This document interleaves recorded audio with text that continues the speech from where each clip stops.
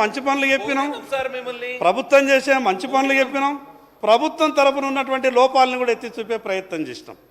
సహజంగా నేను కేవలం ఒక రాజకీయ వర్షన్లనో లేదా రాజకీయంగా మిమ్మల్ని ఇబ్బంది పెట్టి మాట్లాడాలనో ఆ విషయంలో నేను ఎక్కడ కూడా ప్రయత్నం చేయలేదు. అందుకు అధ్యక్ష, కేంద్ర ప్రభుత్వం మీద మాట్లాడినటువంటి మాటల్ని నేను ఎక్కువ జోలికి పోను. కానీ రాష్ట్ర ప్రభుత్వం పెట్టినటువంటి బడ్జెట్లో ఎఫ్ఆర్బిఎంకు దాటి మరి ఎట్లా సాధిస్తారో తెలియదు. ఈ పెట్టినటువంటి పద్ధతులు ఎఫ్ఆర్బిఎం సపోర్ట్ చేయకుండా కూడా పెట్టుకున్నారు. 10,000 కోట్ల భూములు అట్లనే పెట్టుకున్నారు. ఈ ఎక్సైజ్ మీద ఆదాయాన్ని ఇట్లనే పెంచుకున్నారు. మరి ఇన్ని విషయాల మీద సభకు మీరు క్లారిటీ ఇవ్వకుండా ఈ రాష్ట్ర ప్రభుత్వంలో రాష్ట్ర ప్రజలకు ఈ సభనే జవాబుదారి, ఈ సభ ద్వారానే ఒక సమాచారం వెళ్ళాలి. చేసేటటువంటి ప్రతి పనికి మేము ఈ రకంగా చేయగలం. ఈరోజు కేంద్ర ప్రభుత్వం, గత ప్రభుత్వం కొంత అవకాశాలు ఉండే, ఎఫ్ఆర్బిఎంకు దాటే అవకాశం ఉన్నప్పుడల్లా కార్పొరేషన్లను ముందుకు పెట్టిండ్రు, అప్పులు తీసుకొచ్చిండ్రు. కానీ ఈరోజు ఆ పరిస్థితి లేదు అధ్యక్ష. చాలా స్పష్టంగా ఈ రాష్ట్రంలో ఉండేటటువంటి ప్రతి అప్పు అది రాష్ట్ర ప్రభుత్వంలో ఆధీనంలో ఉన్నటువంటి ఏ కార్పొరేషన్ అయినా సరే, మీరు జామీను ఇచ్చినా ఇవ్వకపోయినా కొన్ని సందర్భాలలో కొంత వెసులుబాటు ఉండే, మీరు జామీన్ ఇవ్వలేదు, మేము గ్యారంటీ ఇవ్వలేదు కాబట్టి మాకు సంబంధం లేదు. కానీ ఈరోజు ఆర్బీఐ గైడ్లైన్స్ చాలా సీరియస్గా మారిపోయినాయి. ఈ రాష్ట్రంలో ఉండేటటువంటి ప్రతి అప్పు అది ఎఫ్ఆర్బిఎంకు లోబడే ఉంటుందని కేంద్ర ప్రభుత్వం స్పష్టం చేసింది.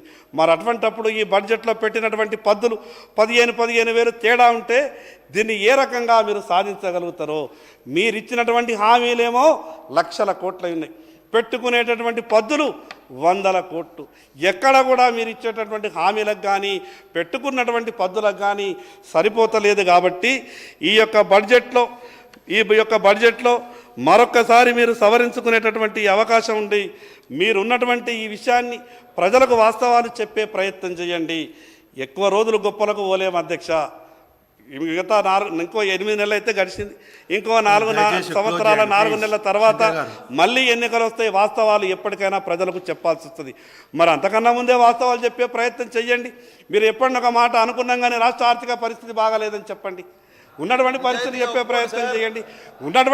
ఇప్పుడు ఏ రాజకీయ నాయకునికైనా ఏ ముఖ్యమంత్రి గారికైనా నేను లక్షల కోట్లు ప్రజలకు పని చేయాలని ఉంటుంది. కానీ రాష్ట్ర ఆర్థిక పరిస్థితి బాగాలేని విషయం కూడా చెప్పే ప్రయత్నం చేయండి.